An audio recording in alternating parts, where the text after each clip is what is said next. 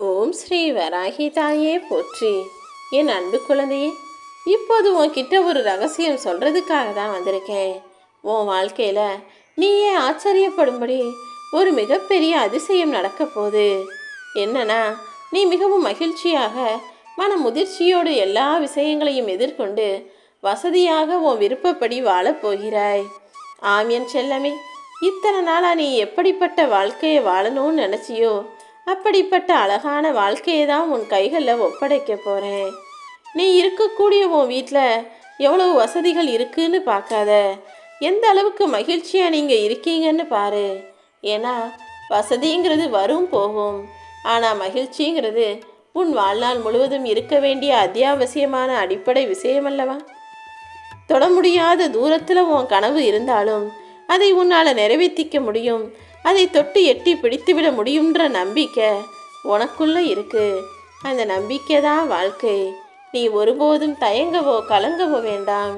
எத்தனை தடைகள் வந்த போதும் நிச்சயமாக நான் உன்னை ஜெயிக்க வைப்பேன். வானத்தில் ரொம்ப உயரத்தில் கழுகு பறந்துக்கிட்டு இருக்கும், ஆனால் பூமியில் தரையில் போய்கிட்டு இருக்க ஒரு சின்ன இறையை அது பார்த்துடுச்சுன்னா அந்த இறையின் மீது ரொம்ப கவனமாக இருந்து கவனத்தை சிதறவிடாமல் அது போகிற பாதையெல்லாம் பின்பற்றி மேலே அவ்வளோ உயரத்திலேயே இருந்து பறந்து போய் சரியாக டக்குன்னு பறந்து வந்து அதன் இலக்கை நோக்கி பயணித்து அது பிடிக்க வேண்டிய இரையை பிடித்து விடும். அப்படி எவ்வளவு தூரத்தில் இருந்தாலும் தன்னுடைய லட்சியத்தை கவனமாக வச்சுக்கிட்டு அதை தொடர்ந்து வெற்றி பெற்று ஜெயிக்கக்கூடிய கழுகுகிட்ட இருந்து விடாமுயற்சியையும் தன்னம்பிக்கையும் கவனத்தோடு உற்று நோக்குவதையும் கற்றுக்கொள்ளேன் செல்லமே. நம்மளால் நினச்சதை நடத்திக்க முடியும், நம்ம ஆசைப்பட்டதை அடைய முடியுன்ற தன்னம்பிக்கையோட அதற்கான விடாமுயற்சிகளோட எந்த கவன சிதறலும் இல்லாமல் முழு கவனத்தோட வேலை செஞ்சினா நீ நினைத்ததை அடைவாய். உன் வாழ்க்கையில் இருக்கும் சுமைகளை கண்டு துவண்டு போகாதே. ஏன்னா இந்த உலகம் மொத்தத்தையும் சுமக்கிற அந்த பூமி உன் காலடிக்கு கீழே இருக்கு. அதை விடவா நீ பாரத்தை சுமக்க போற? உன் மன பாரத்தை இலகுவானதாக மாற்றி உன் மனசுக்கு சந்தோஷத்தை தர நான் இருக்கேன். முடியாதுங்கிறத அப்புறமா சிந்திக்கலாம். எதையுமே எப்படி முடிக்கிறதுன்னு சிந்திச்சுப்பார். நிச்சயமாக வெற்றி கிடைக்கும். வெற்றி வரும்போது நீ கொஞ்சம் பணிவோடு இரு. தோல்வி வரும்போது பொறுமையோட இரு. எதிர்ப்பு வரும்போது துணிஞ்சு தைரியமாக நில்லு. என்ன வந்தாலும் நம்பிக்கையோடு இருக்கணும். வெற்றி தோல்வி எதிர்ப்பு எது வந்தாலும் நீ நம்பிக்கையோடு இருந்தீனா எல்லாத்தையுமே தாண்டி சமாளித்து உன்னால் ஜெயிக்கவும் முடியுமென்னு செல்லமே. எப்போவுமே இந்த உலகத்தில் மனிதர்கள் எல்லாரும் ஒருவரை ஒருவர் சார்ந்தவர்களாகத்தான் இருக்கிறாங்க. அப்படிப்பட்ட இந்த உலகத்தில் நீ யாரையும் நம்பாமல் சந்தேகத்தோடையே வாழ முடியாது. ஆனால் அதுக்காக எல்லாரையும் நம்புவதும் ரொம்ப ஆபத்தான விஷயம் அல்லவா? எப்போது யாரை எதில் நம்பலாம்னு யோசித்து புரிஞ்சு நடந்துக்கோ. நீ பட்ட கஷ்டத்தை, நீ பட்ட அவமானங்களை ஒருபோதும் மறக்காமல் மறுபடியும் இப்படி யார் முன்னாடியும் அவமானப்படவோ கஷ்டப்படவோ கூடாதுன்னு அதற்கேற்றாற் போல வேலை செய். நல்ல நாட்களை நீ சந்திக்கணும், நல்ல விஷயங்களை உன் வாழ்க்கையில் நடத்தணும்னா சில மோசமான நாட்களையும் மோசமான விஷயங்களையும் கடந்து வந்துதான் ஆகணும். இனிமே உனக்கான சந்தோஷத்தை நான் தர்றேன். நீ தொடர்ந்து முயற்சி செய்ததின் பலனாக இப்போது தோல்வியே உன்னிடம் தோற்று போய் நீ வெற்றியை பெறப்போகிறாய். அதனால்தான் உனக்கான ரகசியத்தை சொல்ல வந்தேனேன் செல்லமே. இத்தனை நாளா நீ செஞ்ச எல்லா முயற்சிகளும், நீ பட்ட அவமானமும், நீ பட்ட கஷ்டமும் இப்போது உன் வாழ்க்கைக்கான வெற்றிகளை தரப்போது. பறக்கிற அளவுக்கு வசதிகள் வந்தாலும் தரையில் இருக்கவும் நீ கொஞ்சம் கற்றுக்கோ. அப்போது தானே எல்லா சூழ்நிலைகளையும் உன்னால் எதிர்கொள்ள முடியும். நீ கோடி கோடியாக சொத்து சேர்த்து வச்சாலும் உன் தாய் உன்னை பெற்ற கடனையும் உன் தந்தை உன்னை அன்பா பாசமா அக்கறையா வளர்த்த கடனையும் உன்னால் அடைக்கவே முடியாது. கடைசி நொடி வரையிலும் உன் பெற்றோர்களுக்கு நீ கடனாளியாகத்தான் இருப்பாய்ங்கிறத புரிஞ்சுக்கிட்டு அந்த கடனை திருப்பி செலுத்தக்கூடிய வகையில் உன்னை பெற்றவங்களை நீ நல்லா அன்பா பாசமா பொறுமையா பொறுப்பாக கவனித்து பார்த்துக்கோ. உனக்கு பிடிச்ச வாழ்க்கையை நீ வாழக்கூடிய அளவில் உன்னை அதிர்ஷ்டசாலியாக நான் ஆக்கி காட்டுறேன்.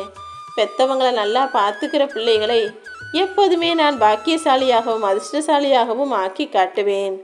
நீயும் உன்னுடைய வாழ்க்கையை உனக்கு பிடிச்சு வாழக்கூடிய ஆளாக இருந்தால் புத்திசாலியாகவும் இருப்பாய்தானே.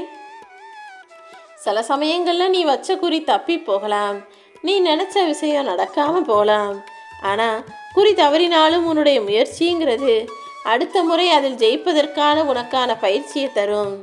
யாருக்கிட்டையும் போய் விளக்கம் கொடுத்து பேசி உன் நேரத்தை வீணாக்காதே. ஏன்னா நீ என்னதான் அடுத்தவங்க கிட்ட போய் அரை மணி நேரம் பேசினாலும் அவங்களுக்கு எது தேவையோ அதை மட்டும்தான் அவங்க காதில் கேட்டிருப்பாங்க. மற்றபடி அவர்கள் யோசனையும் சிந்தனையும் எல்லாமே செயலும் கூட அவர்களுக்கு உரிய விஷயத்தை பற்றி மட்டும்தான் இருக்கும். ஆனால் அது புரியாமல் நீ உன்னை பற்றி அடுத்தவங்க கிட்ட பேசுகிறேன்னு மணிக்கணக்கில் பேசாத. அளவாக பேசு, அன்பாக பேசு, யோசிச்சு பேசு. மகத்தான சாதனை புரியக்கூடிய என் பிள்ளையான உன்னை நிச்சயமாக நான் வெற்றி பெற வைப்பேன்.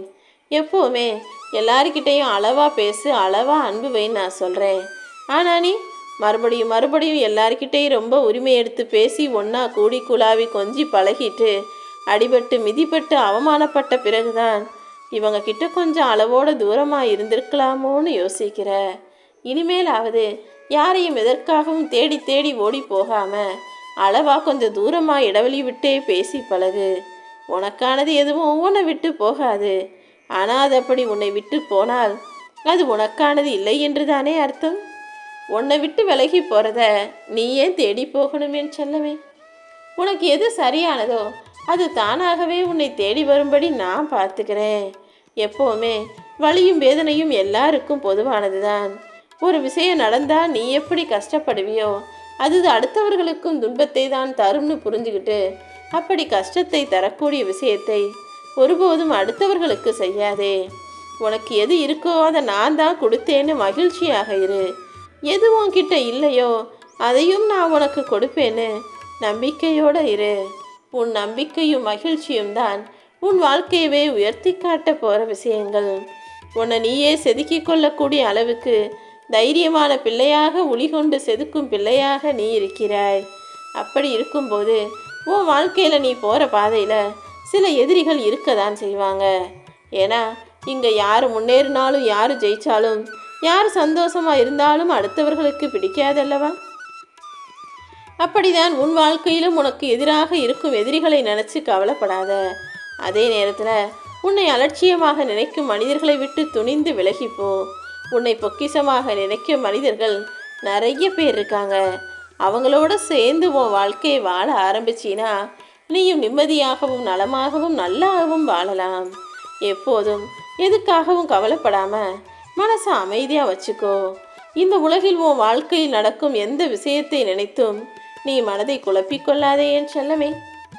உன்னை அமைதியாக நிம்மதியாக பார்த்துக்க வேண்டியது என்னுடைய பொறுப்பு. உன்னை பற்றிய உனது எண்ணம் தான் நீ யாருங்கிறத இந்த உலகத்துக்கு காட்டும். எப்போதுமே உன்னை நீ மிகப்பெரிய ஆளாக நினச்சிக்கோ. உனக்குள் இருக்கும் உன்னை நம்பு. உன்னால் எல்லாத்தையும் சாதிக்க முடியும்னு நம்பு. எவ்வளவு கோபம் வந்தாலும் எந்த காரணம் கொண்டும் அவசரப்பட்டு நிதானம் இழந்து வார்த்தைகளை வாரி தூற்றி விடாதே. ஏன்னா நீ கோபப்பட்டு பேசின வரைக்கும் நியாயமாக இருக்கும் உன்னுடைய செயல்கள். ஆனால் எப்போ கோபப்பட்டு கத்துனியோ அப்போதே அந்த தவறு செய்தவருக்கும் உனக்கும் வித்தியாசம் இல்லாமல் உன் கோபமான வார்த்தைகள் அங்கு பெரிதாக பேசப்பட்டு உன்னையே குத்தவாளியாக மாற்றிடுவாங்க. அதனால தான் கோபம் வரும்போது அடங்கி பொறுமையாக நிதானமாக போ. யார் பக்கம் தப்புங்கிறது எல்லாருக்குமே புரிய வரும்னு சொல்கிறேன். யாரோ ஒருத்தர் உன்னை தவறாக புரிஞ்சுக்கிட்டா அவங்களுக்கு ஏன் அதை புரிய வைக்கிறதுக்காக நீ இவ்வளவு படாத பாடுபடுற? மனிதர்கள் எப்போவுமே யாராவது யாரையாவது எதையாவது விமர்சனம் செஞ்சுக்கிட்டு தான் இருப்பாங்க. இந்த உலகில் விமர்சிக்கப்படாத மனிதர் என யாருமே இல்லை. நீயும் விமர்சனங்களுக்கு உள்ளாகி கஷ்டப்பட்டு தாண்டி கடந்து வந்துதான் வாழ்க்கையில் ஜெயிக்கணும்னு இருக்கும்போது ஏன் கவலை கொள்கிறாய்? உன்னுடைய வலிகளையும் வேதனைகளையும் கவலைகளையும் கண்ணீரும் இந்த மனிதர்கள் வேண்டுமானால் பார்க்காம இருக்கலாம். ஆனால் அனைத்தையும் பார்த்து கொண்டிருக்கும் நான் நிச்சயமாக உன்னை நல்லா வாழ வைப்பேன். நீ வருந்தாதே என் செல்லமே. நான் உன்கிட்ட எடுத்துக்கிட்டதை விட நிச்சயமாக மிக பெரியதை, சிறந்ததை, சரியானதைத்தான் உனக்கு தருவேன். உன்னுடைய பக்தி மட்டும் எப்போதும் தூய்மையானதாக இருக்கட்டும். உனக்கு உதவி செய்கிறதுக்காக தான் இந்த வராகியம்மா உன்னை தேடி வந்து இப்போ பேசிக்கிட்டு இருக்கேன். உன் பக்திக்கான பலனாக உன் வாழ்க்கையை மேம்படுத்தி உனக்கு முன்னேற்றத்தையும் பொருளாதார வளத்தையும் கொடுக்க போகிறேன். நீ நினைக்கிறது போலவோ நீ பயப்படுறது போலவோ எதுவுமே உன் வாழ்க்கையில் தவறாகி போகாது. நீ இத்தனை நாளாக என்கிட்ட கேட்ட விஷயம் இன்னும் ஓரிரு தினங்களில் நிச்சயமாக நிறைவேறும். நீ போட்ட திட்டமத்தில் எல்லாவற்றிலும் நீயே ஜெயிச்சு சாதித்து நிற்பாய் என் செல்லமே. எந்த திட்டமும் இல்லாமல் நீ திணறக்கூடாது, கஷ்டப்படக்கூடாதுன்னு தான் உனக்கு வழிகாட்டியாக இந்த வராகியம்மா நான் இருக்கேன். நீ நிச்சயமாக நல்ல வாழ்க்கையை சிறப்பாக சந்தோஷமாக ஜெயிச்சுக்கிட்டே வாழ போகிறத நான் பார்க்க போகிறேன்.